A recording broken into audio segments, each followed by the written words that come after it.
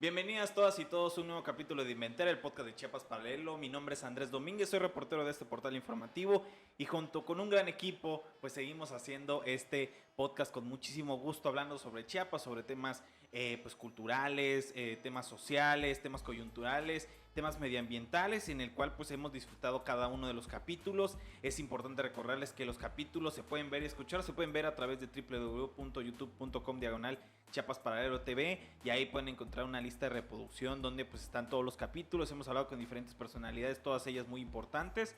Y también nos pueden escuchar a través de Spotify, de Apple Podcast, de Google Podcast y de cualquier plataforma de podcast. Ahí nos pueden encontrar como Inventario Chiapas, y pues ahí pueden escuchar un poquito más sobre pues los temas que hemos abordado. El último, si no mal recuerdo, fueron sobre datos curiosos sobre Chiapas. Hicimos un reto con el amigo Julio Solís Sánchez de Jules Dogs, que hicimos 125 curiosidades sobre Chiapas. Entonces eso fue un reto muy importante, a quien le mandamos un saludo. El día de hoy, como ustedes vieron en el título, vamos a hablar sobre temas que en lo particular pues estoy un poco cercano, entonces creo que puedo ayudar un poco más a la conversación. Sin embargo, pues la especialista es una queridísima amiga de la carrera, y es Diana Laura Domínguez Palacios, quien me congratula que esté aquí con nosotros platicando, sobre todo porque pues acaba de ser premiada, y es que sí se lo merece, ¿no? O sea, Dianita siempre ha sido una persona muy destacada en los rubros en los que ha participado, muy analítica y muy precisa con lo que ha hecho. Y antes de hablar sobre el premio, pues Dianita es licenciada en comunicación. Dianita por el cariño, no van a creer por otro tipo de cuestiones. Y es, pues cursó la especialidad en procesos culturales, lectoescritores, las dos dentro de la UNACH. Pero primero, Dianita, ¿cómo has estado? Hola Andrés, buenas noches. Mucho gusto, gracias por tan bonita presentación. No, ¿cómo crees? O sea... Bien contenta de estar aquí, de poder venir a platicar con ustedes, con el equipo de Chiapas Paralelo. Un gusto siempre. Claro, Dianita, cuéntanos un poco puntualmente. O sea, tú estudias la carrera en comunicación, de hecho estudiamos la carrera de comunicación juntos, inclusive tenemos el mismo tutor, que es el doctor Sareli Martínez Mendoza, a quien les mandamos un saludo. Pero sacas una tesis que creo que es el punto de debate ahora, ¿no? Y sobre todo con el premio. Pero cuéntanos un poco cómo te surge la idea de la tesis. Pues bueno, nosotros fuimos compañeros de clases, de aulas, de tesis. Yo me acuerdo que los dos estuvimos juntos en alguna ocasión en bibliotecas, leyendo, escribiendo las tesis. Y de esa situación tengo un bonito recuerdo, ¿no? La tesis surge a partir de... Mi tesis surge a partir de dos intereses personales en ese momento, que eran los estudios feministas y la prensa, ¿no? Yo creo que todo estudiante que se encuentra en el camino de su titulación tiene que hacer algo que le apasione o que le guste para llevar a cabo ese proyecto, ¿no? Porque si no, uno se empieza a estancar, encuentra contratiempos y demás cosas que impiden llegar a esa finalización de la tesis. Así fue como yo decidí hacer esta investigación, que tuvo como título de la tesis Prensa y Feminicidio, culpabilización de las víctimas migrantes centroamericanas. Claro. Y el título puede ser muy rimbombante, ¿no? Y como que ahorita está muy en boga, porque la migración tomó otro contexto a cuando se publicó la tesis en el 2018, y la prensa también tiene otro contexto diferente. Entonces, pues de eso vamos a platicar, ¿no? Claro. Oye, pero yo conociéndote, y es ahí donde aprovecho mi conocimiento sobre ti, y creo que podremos externarlo, digo, tenemos todo el tiempo del mundo. ¿Cómo fue para ti enfrentarte a una tesis? O sea, conociéndote que eres hermana canceriana, sé que eres una de las personas que más analiza sus propios textos, ¿no? Y que eres como muy, muy, muy crítica con lo que haces y con la parte creativa que tú generas. Pero para cualquier joven estudiante, siempre ha de ser un lío tener una tesis. Y lo estamos platicando al principio, ¿no? De que pues los estudiantes de contaduría, de administración, pues se titulan bueno, en el caso de la UNACH se titulan por curso, por diplomado, ¿no? Pero en lo personal, ¿cómo fue un reto hacer una tesis? Sí fue un reto, porque una no sabe cómo hacerla, finalmente tienes que aprender, ¿no? En el camino. La cuestión metodológica, la metodología de investigación, siempre es como de un poco de miedo siendo estudiante, ¿no? Es porque uno no la entiende, porque uno no la comprende. Pero yo en ese momento vi la tesis como una oportunidad de acercarme al mundo de la investigación. A mí particularmente siempre me ha gustado mucho aprender y si son cosas que no conozco, pues más tiempo le dedico y más aprendo, ¿no? Y en ese camino pues yo tenía que leer muchas tesis, estuve indagando, consultando artículos, qué podía hacer, qué se había hecho ya sobre esta temática en Chiapas, en México, en Latinoamérica. Y pues ahí fui tomando ideas prestadas de otras autoras de Nuevo León, académicas de México, de Argentina, qué se habían hecho, cómo se podía investigar, cómo podría traerse un tipo de investigación similar a nuestro contexto chiapaneco, en la prensa, y pues ahí me fui. Claro. ¿No? Y entonces, ¿qué fecha específicamente publicas tu tesis? La tesis la defendí el 22 de noviembre, para ser exactos, el 22 de noviembre del 2018, porque uno de esos pequeños pasos en su carrera académica o personal, pues lo recuerda siempre, ¿no? Claro, y ya había arrancado el tema de las caravanas. No, En no, octubre el de contexto 2018. migratorio del país era otro, porque, bueno, la tesis la publicaron, la presenté en el 2018, vaya, pero analiza un periodo específico que va del 2016, de noviembre de 2016 a noviembre de 2017, porque en ese momento se había declarado se había hecho la declaratoria de alerta de violencia de género para Chiapas, que incluía varios municipios, Tuxtla, San Cristóbal y entre esos Tapachula, ¿no? Te voy contando un poco de la tesis. Claro, adelante. La tesis es un análisis de contenido, es el método de investigación, es un análisis de contenido que tiende a ser muy cuantitativo, ¿no? Tendemos a investigar cuántas veces se dicen estas cosas, cuántas veces aparecen, qué se dice de la foto, cómo toma la foto, pero que de alguna manera también permite hacer un análisis cualitativo. En ese sentido, pues yo retomé un periódico que es El Orbe, de Tapachula, Chiapas. Este periódico tiene fama de ser siempre muy sensacionalista, ¿no? Era importante por dos situaciones, porque se publica en la frontera de Chiapas, en Tapachula, porque es el segundo periódico con mayor tiraje en el estado y porque estaba retomando esta situación de las mujeres migrantes centroamericanas. En un principio yo no iba buscando a estas sujetas de investigación, sino investigar cuáles eran las metáforas que habían en el periódico, ¿no? Pero en el proceso de investigación pues me fue llevando esos foquitos rojos. Y ya ahí decidí analizar este tipo de casos, precisamente de feminicidios de migrantes centroamericanas, porque me interesaba saber cómo los analizaban, cómo los trataban, ¿no? No había un contexto de perspectiva de género en la prensa. Claro, y también, bueno, entonces me queda mucho más claro, ¿no? Pero, bueno... Me hablabas del contexto migratorio. Bueno, no, era otra cosa. Bueno, pues de 2016 al 2017, la mirada de la migración en el país estaba muy puesto hacia la frontera norte, porque era el periodo de Trump en Estados Unidos y se hablaba de construir un muro. Entonces, toda la prensa, toda la atención mediática estaba hacia el norte, ¿no? ¿Qué iba a hacer para el norte? Todavía no se conocía lo que se llamaron las caravanas migrantes, estos éxodos centroamericanos. Esos comenzaron en el 2020, me parece, a partir de la pandemia, y esta tesis pues, se publica en el 2018. Si esa tesis o algún estudio similar se vuelve a hacer, pues los resultados son otros totalmente, sí, en cuestión de la prensa y en cuestión migratoria y muchas cosas, en cuestiones de seguridad. El país se ha transformado. Seguramente tú tuviste esa oportunidad, pero dejando a un lado un poquito de tu tema de investigación, ¿cómo definirías a la prensa durante ese año? O sea, obviamente tu foco estuvo en esas notas, pero en general, en ese periódico, ¿cómo definirías cómo se mueve la línea editorial o cómo defines el interés periodístico que tiene ese periódico, sobre todo en la frontera? Pues la verdad que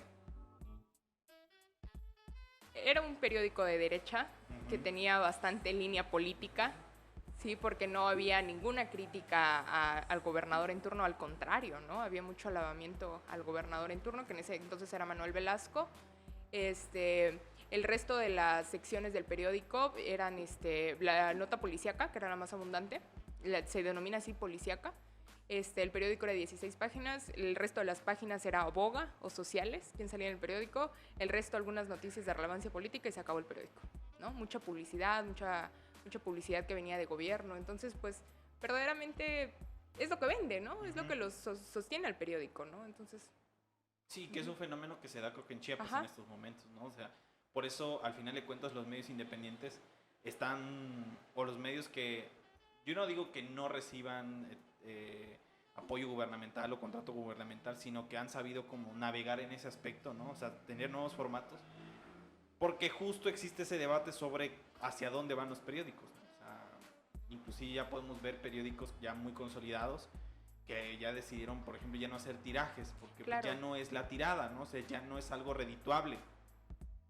Sin embargo, en Chiapas existe un fenómeno, pues sí digno de estudiar, ¿no? Porque, por ejemplo, ¿por qué se siguen publicando periódicos, ¿no? Que también se siguen publicando en todo el país? Sin embargo, es una realidad, y yo creo que es una realidad palpable, perdón, que ya los periódicos están pues muy hacia abajo. El reto de los medios de comunicación, sin lugar a dudas, es cómo innovar, ¿no? En ese sentido, los periódicos nos develan mucho del interés. O sea, yo sí estoy convencido de que nos develan mucho del interés de la ciudadanía. O sea, de ahí se construye, ¿no? Y tú mencionas la nota policíaca, ¿no?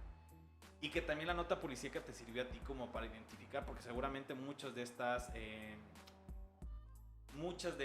investigaciones de estas notas que tú encontraste, los encontraste en la nota policíaca, ¿no? Sí, totalmente. A ver, pero cuéntanos, ¿cómo fuiste descubriendo poco a poco, sin darnos lujos de detalles, que seguramente habrán detalles muy buenos?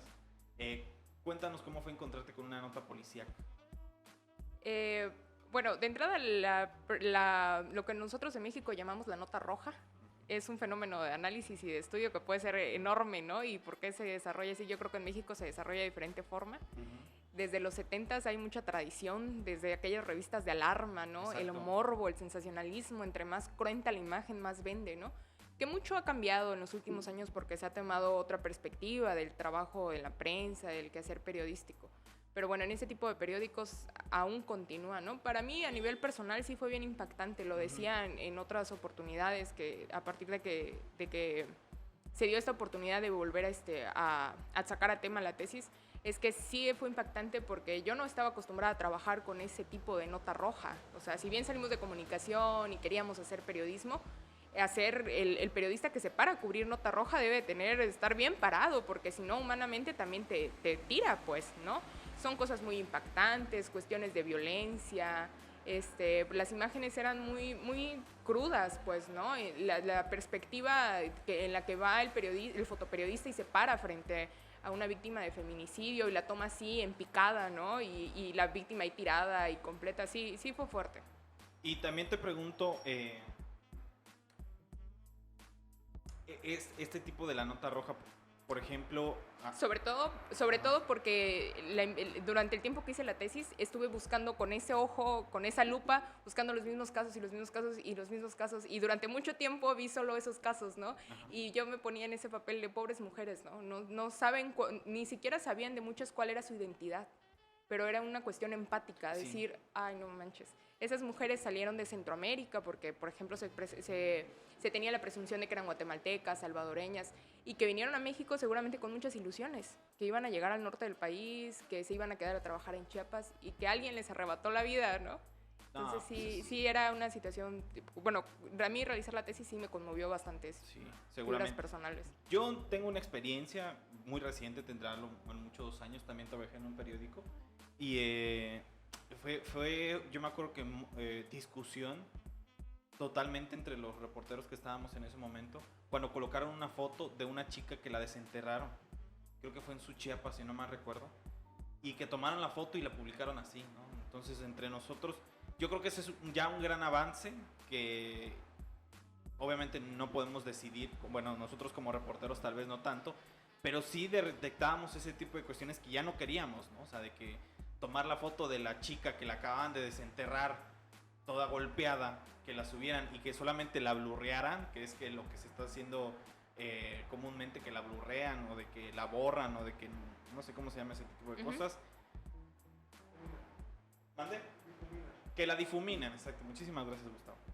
La difuminan, pero sigue siendo ese interés, ¿no? Inclusive a mí me tocó ver un señor que de repente me comentaba, es que ya no publican la sangre como era antes, ¿no? Y eso te da mucha perspectiva de hacia dónde estaban las miradas anteriormente, ¿no? Y que justo muchas de esas miradas, digo sin profundizar y yo sin ser un experto, seguramente muchas de esas miradas estaban hacia las mujeres.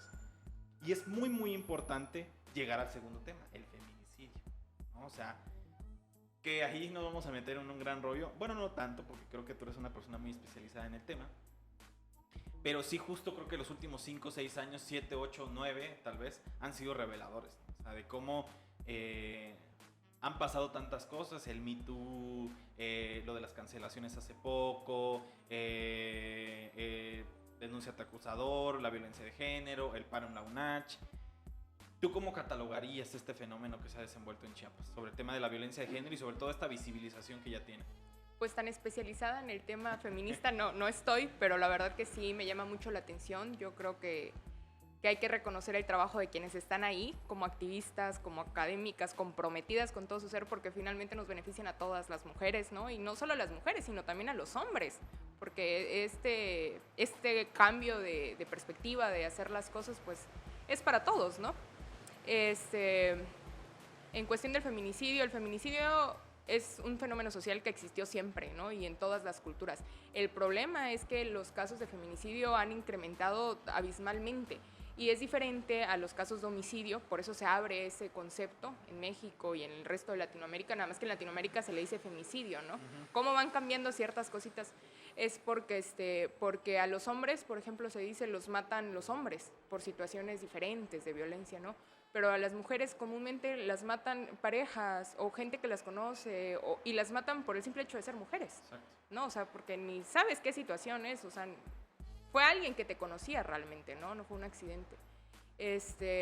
Pues este fenómeno en México, a partir de las muertas de Juárez, que muchas activistas y académicas empiezan a nombrar qué está sucediendo allá. El caso de las muertas de Juárez era un feminicidio de Estado, ¿no? Se reconoce porque las mujeres empiezan a tener características que unen los casos, ¿no? La clase social, el tipo de trabajo, los rasgos físicos. Luego estos movimientos, estas luchas se van a otros contextos y entonces podemos hablar de tipologías de feminicidios, ¿no? De transfeminicidios, de quienes se reconocen también como mujeres, ¿no? Y que en esta categoría de género a veces se les deja excluidas, ¿no? Pues sí, es un tema bien sensible en México, pero hay que reconocer de la gente que está ahí a pie de lucha, pues las activistas feministas que no se bajan y que sale un caso y van ahí y están al pie del cañón, ¿no? Sí, claro. Nosotros como medios, bueno, al menos en Chiapas Paralelo, sí hemos dado seguimiento y además yo creo que algo bien importante hemos comprendido en nuestros momentos, ¿no? O sea, yo sí recuerdo que a partir de la declaratoria de violencia de género sí me clavé mucho en ciertos temas, inclusive de forma personal sí logré hacer una amistad con las personas, inclusive entrevistamos a una de ellas, a doña Maricruz, que también pues es una víctima de feminicidio y que fuera del tema pues sí hemos tenido alguna relación. Pero luego justo es esta perspectiva de género, ¿no? Que al menos desde forma personal, por más capacitado que puede llegar a estar, nunca voy a entenderla, o sea, de entrada, ¿no? O sea, eso lo tengo clarísimo, ¿no?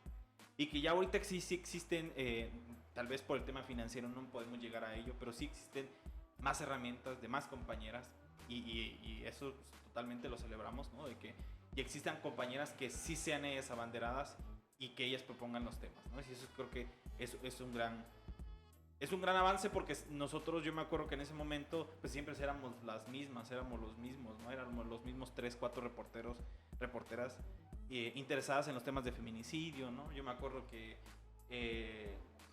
las marchas de las Catrinas éramos los mismos y las mismas. Yo me acuerdo Carla Gómez siempre estaba ahí, éramos siempre los mismos y las mismas, ¿no? Y ahorita qué bueno que se ha cambiado esa perspectiva. Existe mucho, y para ir cerrando, y ahí sí te quiero conflictuar un poco, que es que aquí existe un tema diferente a todo México, por decirlo así, tal vez a diferencia de Guerrero, Oaxaca, que es el tema de las comunidades indígenas, ¿no? ¿Tú cómo analizas el tema de la violencia de género en las comunidades indígenas? Yo sé que nuevamente vas a decir que no eres una experta, pero seguramente tú has tenido muchas lecturas y hasta inclusive opiniones personales al respecto. El tema de la violencia de género en las comunidades indígenas tiende a tolerarse bajo la perspectiva de que es parte de su cultura, ¿no? O que es parte de sus costumbres, ¿no? Y pues está bien cañón, ¿no? Porque no puedes normalizar eso, y en menos en esta época, ¿no? Desde el hecho de que al ser niñas, por ejemplo, no tengan los mismos derechos de educación, de que se casen a partir de una dote, que tengan un valor económico las mujeres, de que sea normalizado esta violencia física contra ellas, de sus esposos, sus papás, una violencia psicológica, simbólica, ¿no? Obligadas a tener cuántos hijos, Ajá. no hay salud para ellas, métodos anticonceptivos, etcétera, ¿no? Precisamente en la cuestión de feminicidio, hay muchos estudios que analizan la matanza de Acteal bajo esta cuestión de feminicidio, un feminicidio de Estado, ¿no? Por ejemplo, la matanza de Acteal, hay investigaciones que analizan cómo las mujeres, la hazaña con la que se asesinó a esas mujeres no fue la misma con la que se asesinó a los hombres. Por ejemplo, a las mujeres, algunas se habían embarazadas y van y se les apuñalaron en los vientres para sacar a sus hijos y se afectaron a sus hijos. Y otra situación fue que la mayoría de las muertes de Acteal fueron mujeres, porque las mujeres no iban a dejar a sus hijos, se quedaron ahí con sus hijos y los hombres ya habían salido de la comunidad pensando que a las mujeres no las iban a atacar, ¿no? Un caso grande de feminicidio en los pueblos indígenas de Chiapas. Pues nos quedamos maravillados, Diana, por tu conocimiento y por tu modestidad. La verdad es que eres una persona, como siempre lo hemos dicho, súper capaz. O sea, no lo hemos dudado ni un instante y por eso te agradecemos que estés acá, porque sabemos que vienes de San Fernando y que amas tu tierra, ¿no? Entonces, pues nada, terminamos este primer capítulo y seguimos con un segundo, hablando con Diana Domínguez sobre prensa y feminicidio en Chiapas. Gusto.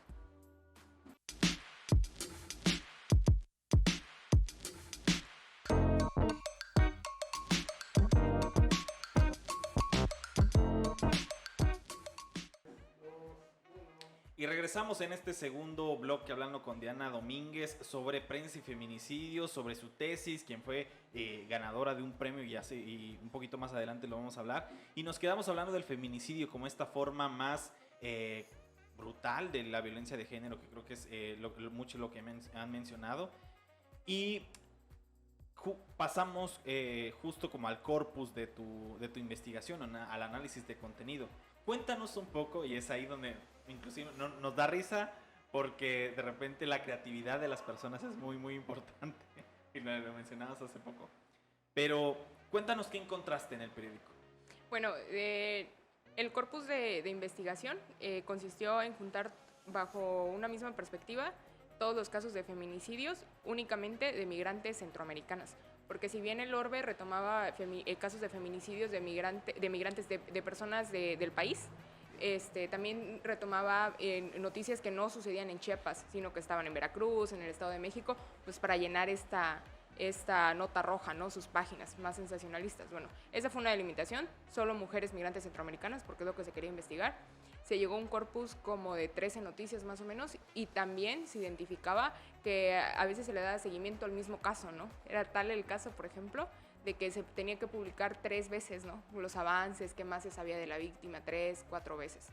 Estos casos se analizaron bajo 4 perspectivas. La primera fue el lenguaje, cuál era el lenguaje que se utilizaba, si era culpabilizador de las víctimas o no. Otra fue la contextualización que se hacía de los casos, qué más se decía del caso de feminicidio, si se hablaba de las víctimas, del victimario. Otra situación fue el tipo de fuentes a la que el periodista consultaba, si daba voz a los familiares de las víctimas, a los policías, a personajes de públicos. Y por último se analizó también las fotos con las que se acompañaban los casos de feminicidio. La mayoría eran a color, tendían a ser en un determinado ángulo, en picada. No solo se publicaban fotos de la víctima en su lecho de muerte, ¿no? Sino también en la víctima pues asesinada, ¿no? Sino también de la víctima en vida, ¿no? Y con rostro. Si, por ejemplo, se tiende a difuminar el rostro del feminicida, ¿por qué a la víctima la ponen tan explícita, ¿no? ¿Por qué están vulnerando tanto a la víctima, ¿no? Sí, y ahí comienzas a hacer que gran parte de la tesis y gran parte de la investigación surge de los porqués. O sea, y ahí te comienzas a preguntar ¿por qué se tiene que decir más sobre la víctima? Y es ahí donde creo que está el gran aporte de tu investigación. ¿Por qué los reporteros y reporteras, bueno, reporteros seguramente eran la mayoría hombres, quiero pensar, hablaban de la víctima como si, o sea, tú seguramente, por eso utilizas el término culpabilización. Cuéntanos un poco, ¿qué se decía de las víctimas? Vulneraban sus derechos por ejemplo, al contar cosas personales de la víctima, ¿no? Había un caso en el que se decía que dejaba en la orfandad a tres personas, a tres niños, a tres infantes, ¿no? Casi se decía en dónde vivía, en qué colonia. Se decía y por eso indirectamente se culpaba de su muerte, por ejemplo, que tenían empleos estigmatizados, que eran meseras de cantinas o que formaban parte de pandillas, ¿no? Ya ves que en la zona de Tapachula pues están las pandillas. Decían si era perteneciente a la Mara Salvatrucha o a la M18. ¿Qué más decían? Hubo un caso muy impactante en el que daban hasta detalles del tatuaje que la víctima tenía y que el tatuaje era de abejita. O sea, esas cosas o sea, ¿dónde está el tono periodístico o la ética profesional del periodista, no? O sea, solo acrecentaban el morbo. Te comentaba, había un caso en el que finalizaban la nota diciendo que la detención del presunto feminicida había sido con apego a sus derechos humanos. Pero ya antes habían dado toda la información de la víctima, habían dicho casi dónde vivía y habían puesto sus fotografías explícitas, ¿no? O sea, sí iban a defender los derechos humanos del presunto feminicida, pero de la víctima no. Ya la habían vulnerado totalmente, ¿no? Y por ejemplo, ¿y por qué utilizas culpabilización? O sea, ¿por qué? Sí, o sea, sí, porque obviamente sí la justificas porque lo utilizas como título de tu tesis, pero sí encontraste esa culpabilización. Sí, directamente, sí. Esa era una de las preguntas de la investigación, si utilizaban un lenguaje que culpaba o no culpaba a la víctima, y ciertamente lo culpaban, ¿no? O sea, indirectamente, a veces directamente, ¿no? Porque te venían diciendo... Bueno, importante mencionar que el análisis de la tesis fue bajo una teoría de la comunicación que se llama frame analysis o teoría de los marcos interpretativos, ¿no? Que el periodista tiende a escribir desde su perspectiva. Por ejemplo, cuando un pintor hace una pintura y en el lienzo, el espectador solo va a ver lo que está en el lienzo, no ve lo que hay en la pared, ¿no? Entonces, más o menos lo que se intenta explicar con esto en la comunicación, ¿no? El periodista encuadra su nota y el espectador o la persona que recibe esa nota solo va a ver lo que hay en la nota y no puede ver el contexto si el periodista no lo hace también, ¿no? Entonces una de las preguntas era cómo las enmarca, qué se dice de la víctima, qué se dice del victimario, qué contexto hay de esa situación. Y pues bueno, lo que concluimos es que no había perspectiva de género. En ese periódico, en ese tiempo, con esos tipo de casos, no había perspectiva de género. Y de casualidad, bueno, a mí se me hace muy importante, si identificaste un tratamiento, y creo que tú más o menos lo mencionas, un tratamiento diferenciado entre la víctima y el victimario. Sí. A ver, cuéntanos. Sí, yo creo que de entrada había otro trato al hecho de que las víctimas eran mujeres y que el victimario eran hombres, la mayoría, ¿no? Y en otros casos ni siquiera se sabía quién era su victimario, ¿no? Ni siquiera se sabía las identidades ni de la víctima ni del victimario, ni se interesaba saber más de la situación en la que habían asesinado a las víctimas, sino mostrar el cuerpo nada más, no. Por el sensacionalismo, vaya, volvemos a lo mismo, ¿no? Lo que más vende. ¿Y por qué? Y digo, nosotros tal vez lo entendemos un poco más, pero para las personas que nos escuchan, ¿por qué es muy fácil, o por qué es más fácil, o por qué un reportero siente menos temor de difundir información de una mujer que de un hombre? Yo creo que es una situación cultural, ¿no? De entrada porque sabes que, no sé, entre pares, entre hombres, pues como que hay más respeto entre hombres, ¿no? Una mujer en cualquier contexto, no sé, puede ser más vulnerada siempre. Yo creo que sí es algo inconsciente, muy consciente, muy puesto en la cultura, ¿no? Es una situación de machismo también que se extrapola a diferentes profesiones, ¿no? Sí, y es justo a donde yo te llevo, o sea, porque yo sí creo que es un tema de un machismo que no se ve. Sí, no se ve, o sea, consciente o inconsciente se repite en muchas esferas. Y es ahí donde, por eso te mencionaba y por eso te orillaba ese tema, porque sí creo que considero que la capacidad de un reportero para difundir una información, por ejemplo, de una mujer sin vida, ¿no? O sea, aparte que es vulnerante a sus derechos humanos y al contexto, y sobre todo éticamente, que creo que ético también es una palabra complicada, pero a un hombre con ese poder, ¿no? O sea, como, no sé, o sea, a mí lo que siempre me llama mucho la atención es cómo el hombre como perpetrador tiene esa capacidad de poder, o sea, ya igual no decir empoderamiento, pero sí como esa capacidad de violencia ejercida y cómo se habla muy poco de estas personas, o sea, porque existen dos polos, o el que lo hizo por arrepentimiento, ¿no? Que es lo que nos están de repente vendiendo la prensa, o que lo hizo por celos o lo que sea, ¿no? O sea, que es como estas figuras que de repente a mí me toca verlo porque siempre monitoreo las redes, o sea, las redes, y que de repente hacen como capítulos especiales, el caníbal de Tuxtla, cómo se desarrolla todo y cómo construyen este estigma o este personaje sobre los victimarios. Pero cómo es, o sea, y yo también me lo he conflictado varias veces, cómo es muy fácil difundir información de mujeres. Porque imagínate, dejar pues los 3 hijos indefensos. Si tuviéramos una perspectiva de género en ese aspecto, pues cambiaría, ¿no? Ahora, las imágenes. Qué bueno que tocas ese tema del feminicidio y que como antes hablaba de celos, porque permite analizar el tránsito de la categoría feminicidio, que no solo toma un papel antropológicamente, sociológicamente, sino que abre un espacio jurídico para observar el feminicidio. Antes, en la prensa, por ejemplo, se hablaba mucho de crímenes pasionales. ¿No? Y estaba justificado que el marido o la pareja de la víctima pues la había asesinado porque fue un crimen pasional, ¿no? Y de todos modos era como visto romántico, ¿no? Era tanto su amor que no pudo contener su amor y la terminó matando, ¿no? Claro. Y había cierta justificación. Entonces, a partir de que estallan estas cosas, o sea, es lamentable que pasen cosas tan malas para que se tome conciencia de eso, pero a veces esas cosas tan malas necesitan suceder para que hayan cambios, para que hayan transformaciones, ¿no? En el caso, por ejemplo, de esta perspectiva de género, a partir el feminicidio de Ingrid en la Ciudad de México, que se trató con cero perspectiva de género, que se filtraron muchas imágenes, a partir de eso hay muchos cambios. Ya no vuelves a publicar una foto en esas dimensiones. La prensa ya está bajo otra lupa, ¿no? Exacto. A partir de que sucedieron muchos casos, también ya es como un requerimiento ético, ¿no? Que quien esté en los medios se capacite en perspectiva de género. Sí, y a mí también, digo, no quiero irme tan lejos, pero en Chiapas sí se han documentado. Yo creo que, bueno, en esos casos yo sí considero que han habido casos impactantes, ¿no? O sea, yo me acuerdo que en esta zona de Pijijiapa hay un caso emblemático que es el que yo le di seguimiento, que, o sea, teniendo la oportunidad de hablarte de forma muy profunda.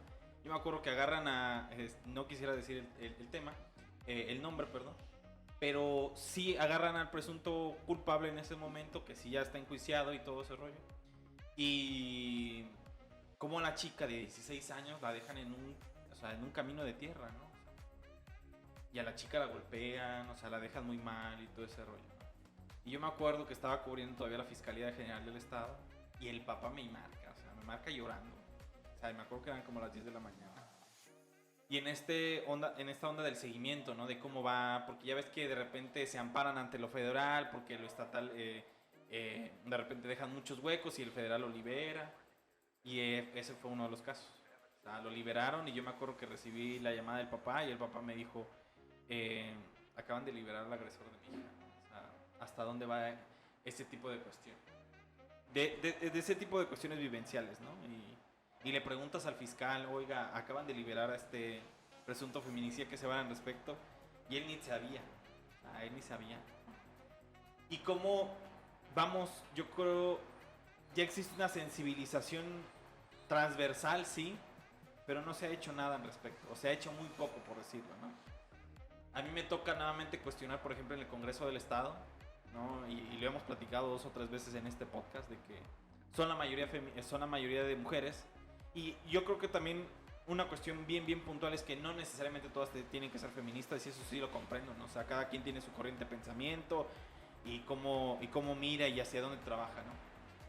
Pero ninguna ha tocado los 3 temas fundamentales: ley de identidad, ¿no? Matrimonio igualitario, que tal vez es el que menos necesita legislarse, y el tema del aborto. O sea, inclusive, y ahorita que son mucho más mayoría, ¿no? Son como 25, 24 diputadas, y estábamos hablando de Florinda Lazos, Imagínate, o sea, estamos a 100 años de Florinda Lazos, casi 100 años de Florinda Lazos, y cómo estaría mirando Florinda Lazos las nuevas diputadas. Pero bueno, yo quisiera centrarme ahora en lo de las imágenes. ¿Qué imágenes se difundían? ¿No? Se difundían imágenes de la víctima con vida. No sé en qué, desde una perspectiva de género no abona en nada, absolutamente al caso, ¿no? Pero para el periodista con esa lente era muy importante difundir el rostro sin difuminar de la víctima con vida, pues para que supieran más o menos quién era, ¿no? Se difundían imágenes de la víctima en el hecho de muerte, ¿no? Cómo había sido asesinada.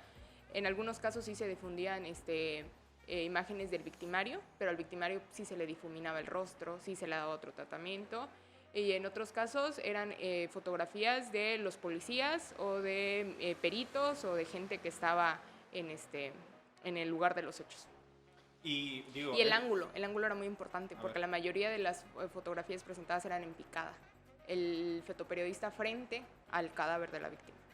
Y eso analizándolo visualmente, tiene una posición simbólica, porque tú lo estás viendo de arriba y la víctima abajo, ¿no? Entonces, ¿y mujer? Y mujer. Sí, también. Y también me pongo a pensar, y tal vez no es llegar al morbo, pero el identificar por qué se mueve tanto este tipo de notas, ¿cómo eran asesinadas? Sí, e incluso se decía eso, ¿no? Fue lapidada. Y los titulares, bueno, otras cosas que se analizaban era el título de las notas, los destacados de las notas, el contenido de las notas, el balazo de las notas, ¿no? Y por ejemplo, muchos se titulaban "Lapidan a mesera", ¿no? Encuentran muerta a mujer, no sé qué, y nunca se sabía su identidad. Fue asesinada por su marido, ¿no? Guatemalteca asesinada. Uh-huh. También otra situación era investigar si se decía si era un feminicidio, si era un asesinato, si era un homicidio, ¿no? ¿Y cómo se decía al respecto? Algunos casos de las notas sí retomaban el concepto de feminicidio, pero descontextualizado, o sea, no sabía, como que no había mucha apropiación del término, ¿no? O sea, lo usaban porque es como que lo común llamarlo, ¿no? Así. Y también te pregunto, es importantísimo, yo creo que la gran perspectiva, y tú lo mencionabas, ¿por qué es importante puntualizar si son guatemaltecas, si son salvadoreñas, si son hondureñas? ¿Por qué? Porque hay un estigma. Hay un estigma ahí presente, o sea, no era lo mismo decir muere mexicana o en el remoto caso de que dijeran muere europea o muere francesa, ¿no? Porque hay un estigma hacia Centroamérica, ya había un estigma de migración, ¿no? Nadie preguntaba cómo entraban esas víctimas al país, ¿no? Ya de entrada se creía que eran ilegales, ¿no? Y que pues acá pues no son bien recibidas, o sea, su nacionalidad ya en sí era prejuzgada, ya era un estigma, ¿no? Sí, y a mí me tocó también... Y muy importante mencionar, por ejemplo, de los casos de estas mujeres a las que no se les reconocía su identidad y que nadie en el país las va a buscar y que nadie en el país sabe si fallecieron acá o en dónde están, ¿no? Lo que tú comentabas hace ratito, el caso de los familiares, que es desgarradora la situación y en cualquier caso es lamentable, ¿no? Pero, por ejemplo, dependiendo de la situación de las víctimas, hay gente que va a buscar justicia en el país cuando cada vez la justicia es más difícil, pero están ahí, ¿no? Buscándolo o lamentando su muerte o sufriéndola o haciendo cosas porque estas cosas no vuelvan a suceder. Y estas víctimas migrantes centroamericanas, que cabe mencionar que no son todas, que esas son las que retoma un periódico, que son muchísimos más los casos y que ahora yo creo que son muchos más porque hay situaciones de seguridad, de narcotráfico, los éxodos migrantes traen a más mujeres a esta zona fronteriza. A ellas no las buscaron, no había identidad, terminaban en una fosa común y nadie más las menciona. ¿Y tú crees que eso sería el triunfo del patriarcado? Sí, totalmente. A ¿no? ver, cuéntanos por qué. ¿Por qué? Porque el patriarcado durante mucho tiempo ha querido borrar la presencia de las mujeres en muchos contextos históricos, políticos, de educación, de salud. Y de alguna manera estas mujeres las está borrando porque tiene que ver mucho con su poder simbólico, político que tengan, ¿no? Al ser ellas, por ejemplo, de una clase social, vaya, si el término puede tomarse así para analizarlo, tienen menos poder en este país, ¿no? Sí, son como el tema de las estructuras, ¿no? El tema de estas, este tema de que son pobres, son extranjeras, migrantes, son madres. Uh-huh. O sea, ¿cuántos rangos de estigma, cuántos rasgos de vulnerabilidad tienen y pueden llegar a tener? Inclusive lo hemos platicado o sea, de forma personal, de cómo inclusive el Estado las orilla a que ese sea el único lugar para el que trabaje.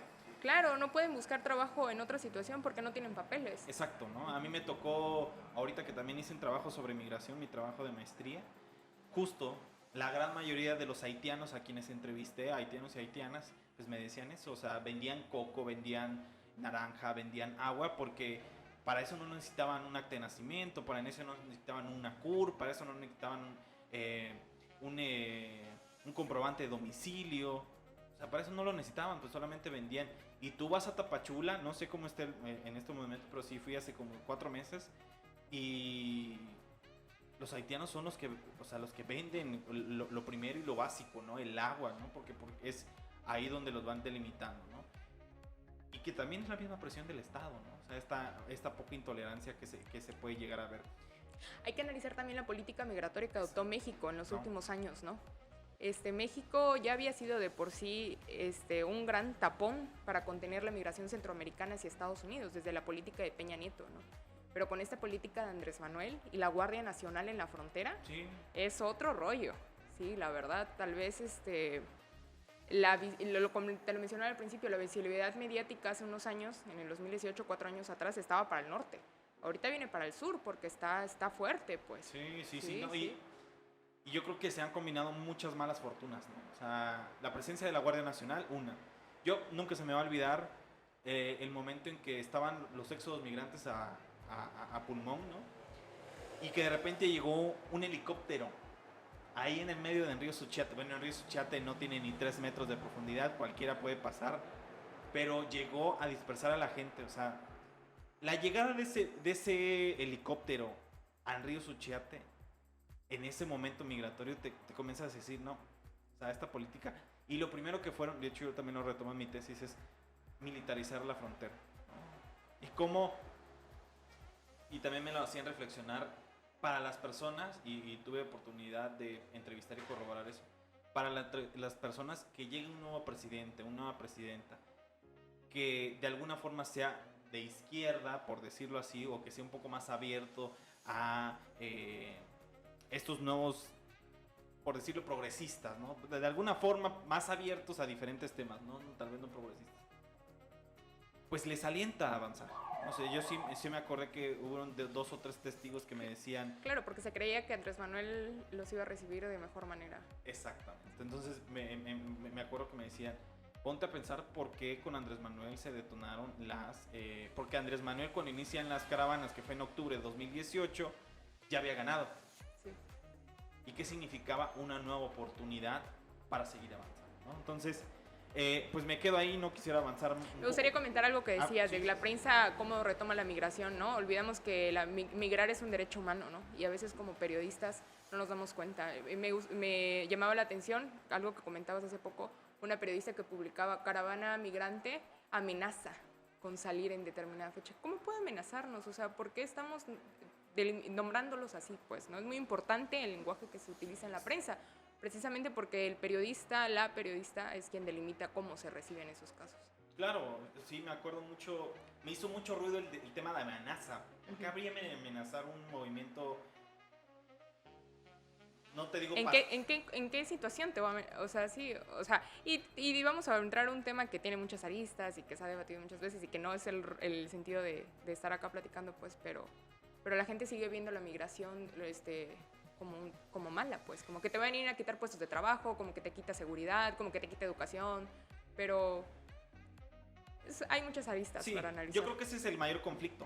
O sea, lo que se vive en Tapachula, yo creo que es un reflejo de lo que se vive solamente en Tapachula. ¿Por qué? Porque yo creo que ahorita con las últimas caravanas de haitianos, sí creo que fue el punto más ríspido de la migración, por el tema del idioma, y a mí me tocó verlo, de que siempre eran como, o sea, los grupos de haitianos, y yo entendí por qué se ejecutaban los grupos de haitianos, ¿no? Porque, y me lo decía William, a quien le agradezco mucho, y me decía, pues es que no tenemos con quién hablar.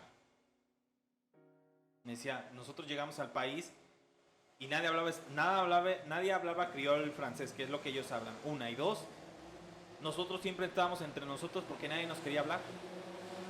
Entonces, me parece muy importante eso, ¿no? Y cómo nuevamente la presión social, esta idea del Estado, del nacionalismo también que tiene que, creo que es transversal también para entender la migración, de cómo va haciendo que los extraños se sigan sintiendo extraños, ¿no? Pero bueno, dejamos la conversación ahí, Dianita. ¿Te parece si vamos a un tercer y último capítulo hablando sobre prensa y feminicidio?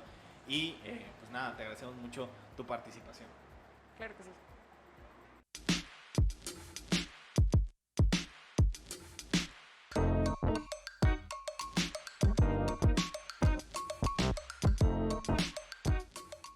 Y regresamos en este tercer y último bloque hablando con Diana Domínguez Palacio sobre pues su tesis, al final de cuentas, de que ha sido premiada, y eso creo que ha sido, es un reconocimiento a su esfuerzo, y además seguramente ella, aparte que está muy contenta con su tesis, independientemente si le hayan dado un premio o no, yo creo que es muy significante porque las personas se han dado cuenta de la gran aporte que tiene Dianita. Cuéntanos un poco cómo surge este premio, o sea, o sea, entregaste todo tu análisis, toda tu investigación, y cuéntanos el premio, cómo te surge participar, cómo surge el premio. Es un premio que publica o que lanza por primera vez la universidad, la UNACH. Se llama concurso de tesis sobre género, derechos humanos y no discriminación, y le ponen en honor Florinda Lazos León, ¿no? De entrada me parece súper importante porque es una mujer a la que debió haberse reconocido hace mucho tiempo por toda su labor periodística, congresista, docente, ¿no? Y que afortunadamente de algunos años atrás y a la fecha se ha valorado, ¿no? En el Congreso, en diferentes espacios. Y esta vez lo retoma la UNACH, que yo creo que va a ser un concurso que ya se va a quedar para las siguientes generaciones y que me parece a mí muy importante. Yo inscribo la tesis, participan otras tesis de diferentes campus y pues afortunadamente, y lo digo en el sentido, ahorita les explico por qué, afortunadamente la tesis pues la reconocen con el primer lugar. A mí me da mucho gusto porque para mí significa una manera de poder compartir la tesis. Ya lo comentaba en otro espacio de que quien esté interesado en leer la tesis o a quien le pueda servir la tesis para realizar otras investigaciones o tomar como un referente, yo la comparto con muchísimo gusto, ¿no? Porque por lo general uno ve las tesis como un método de titulación, como para que aprendas a hacer un poco de investigación y que luego se vaya a guardar a una biblioteca y que junte polvo, ¿no? Sobre todo es un tema bien importante que parece nada, pero puede tener una mínima transformación social. Y el resto de las tesis que inscribieron al concurso y de las cuales he tenido pues el gusto más o menos de indagar, sé que no solo giran en la temática de género, sino también de inclusión. Habían tesis que venían de lenguas y hablaban de inclusión, otras de contaduría que hablaban de perspectiva de las mujeres en el trabajo contable, y otra que hablaba sobre derechos humanos, la defensa de las personas indígenas en el sistema acusatorio mexicano, penal. Y bueno, en el caso de la tesis, pues esa situación de la tesis, hablo de mi tesis personal, pues mucho gusto de que puedan compartirla, de que tengamos difusión, de que me hayan invitado a este espacio, de que pueda hablar de ello. Yo creo que en comunicación, pues los compañeros y las generaciones que vienen atrás, pues podría ayudarles. Claro. La consulta. Y aprovechando el tema, ¿cuáles fueron tus conclusiones sobre tu tesis? ¿A qué conclusiones llegaste sobre la tesis? Una de las cosas importantes de este concurso es que lo lanza una coordinación recientemente creada de la UNACH a partir del paro, que yo creo, ya no me tocó como estudiante, sino como egresada. La universidad se fue a un paro, ¿no? Por el feminicidio de la estudiante de Medicina Humana, Mariana Sánchez Dávalos, y las colectivas. O sea, es muy importante analizar cómo México y cómo el mundo se ha transformado, ¿no? Cómo el feminismo del 2016, 2015 a la fecha ha tomado una fuerza tan importante políticamente. Las colectivas feministas universitarias que tiene cada campus de la universidad van a paro y exigen unas reformas con perspectiva de género adentro de la universidad, que afortunadamente se llevan a cabo, y en esa situación nacen muchas coordinaciones de género en cada campus, y me parece que nace también esta coordinación que aboga por la transversalización del género y políticas públicas. Entonces, en ese sentido, como conclusión de la tesis, yo vería muy importante que esta perspectiva de género en el quehacer periodístico pues fuese fundamental, ¿no? Por ejemplo, en comunicación, en nuestra formación, a partir de la UNACH, género y comunicación es una materia, ¿no? que antes no se iba a ver, porque pues no se miraba bajo esa perspectiva, y ahorita pues sí es importante que quien vaya a los medios tenga esa capacitación. Sí, claro. Y también yo creo que es muy importante justo lo que estábamos platicando antes de iniciar, ¿no? De que la tesis pues significa eso, ¿no? Como que el gran aporte y la gran visión que tiene cada uno, cada una sobre lo que considera, ¿no? Y es ese gran reto, esa gran libertad de expresar y de llegar a conclusiones desde uno mismo, una misma, ¿no? O sea, y como yo creo que la UNACH, yo también estudié ahí, bueno, estudiamos como tú muy mal lo mencionabas, necesita mucho mejores mecanismos para incentivar la creación de tesis, ¿no? Porque yo creo que como vamos en modelo, inclusive me hacía mucho ruido que pues Carlos Slim de repente sacó un comentario de que ya no era necesario la tesis ni el examen, ¿no? Y obviamente desde su punto de vista, pues obviamente tal vez es respetable, sin embargo, creo que la tesis sí es más necesaria de lo que nosotros pensamos, pero tal vez no la hemos difundido o no la hemos canalizado como debería, ¿no? No sé tú qué tienes al respecto. Esas declaraciones de Slim tienen que ver mucho con el modo capitalista, neoliberal que está adoptando la educación en México y que no debería involucrar a las universidades públicas, mucho menos, ¿no? Cada vez hay una necesidad más grande, o quieren verlo así, de que los estudiantes universitarios salgan más pronto de la carrera y que salgan a trabajar al mundo productivo y que sean más productivos, ¿no? Y que lleven una visión más cerrada, ¿no? Que sean menos críticos, que tengan más habilidades productivas, que el desarrollo del pensamiento casi, ¿no? Sí, que aporten. Y estas tesis son una oportunidad para pensar, para criticar, para proponer, para debatir, para cuestionar diferentes situaciones. Y no solo en ciencias sociales, pueden hacerse en ciencias exactas, en física, en matemáticas, o sea, y parece que fueran pocos, ¿no? Pero hay tesis que están ahí, que son una semillita, que son un paso para llegar a otras cosas. Claro. Y también te preguntaría, obviamente, me acuerdo que el doctor, al menos de forma personal, alguna vez me dijo que seguramente te había dicho, y que esperas que las siguientes generaciones sigan ahondando en estos temas, ¿no? Que finaliza con ese párrafo, ¿no? O sea, que las siguientes generaciones ahonden en esta investigación. ¿Qué crees que debería de seguir haciendo las generaciones a partir de tu investigación? ¿Tú qué crees que deberían de seguir ahondando al respecto? Porque seguramente, como tú mismo lo mencionabas, ya las cuestiones han cambiado, pasaron los éxodos, pasaron la Guardia Nacional, que se acaba de militarizar, Tapachula vive otro fenómeno, no estaban las mujeres haitianas. ¿Tú cuál crees, como una investigadora, los temas que se encuentran latentes para seguir haciendo una tesis relacionada con lo que tú hiciste? Pues no precisamente que continúen la línea de investigación, ¿no? Sino que tengan esta perspectiva crítica de cuestionar lo normalizado, ¿no? De llevar una mirada de género en muchos ámbitos, no solo el periodístico, no solo en la prensa, también en los espacios educativos. Que vayan y, por ejemplo, investiguen por qué tal situación se da de esta manera, ¿no? Situaciones de acoso, el planteamiento de los planes educativos, las salidas profesionales, o sea, tener esta perspectiva. La perspectiva de género yo creo que es muy importante. Y al final de cuentas también te menciono, ¿qué le quedaría, por ejemplo,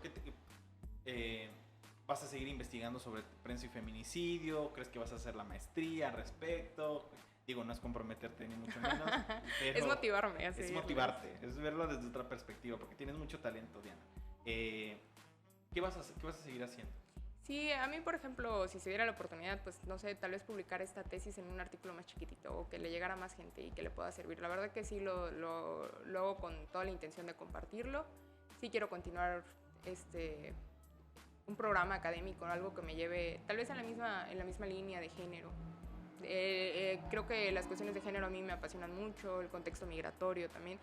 Es una temática que me toca a mí, fibras muy sensibles, algo muy empático, ¿no? Entonces yo creo que por ahí podría continuarlo. Los estudios latinoamericanos, sí, mucho también. Y yo nada más cierro, bueno, con la última que te voy a mencionar.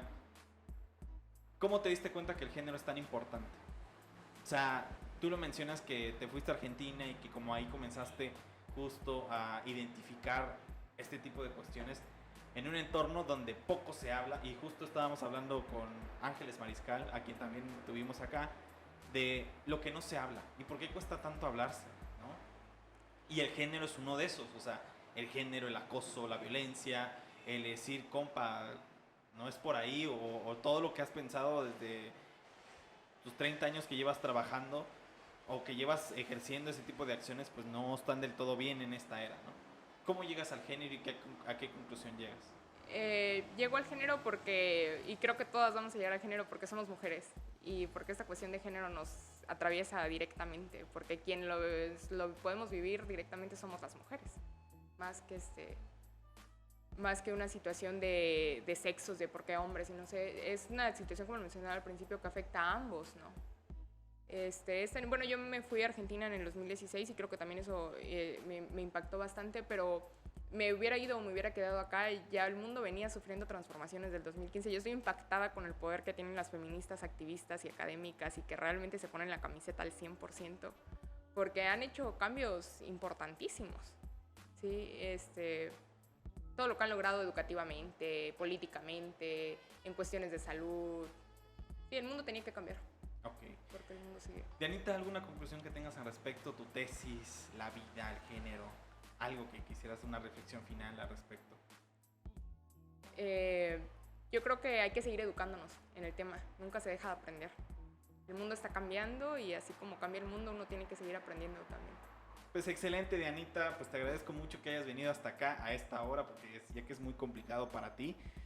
No sé si tengas alguna red social que para que quieras compartir a la gente, que de repente ahí te escriba o quiera y consultar la investigación, no sé. Sí, claro, les comparto mi Facebook si quieren escribirme o si quieren saber sobre la tesis o saludarme. Ajá. Mi Facebook es Diana Domínguez Palacios y también estoy en Twitter como Diana Domínguez. Excelente, Dianita.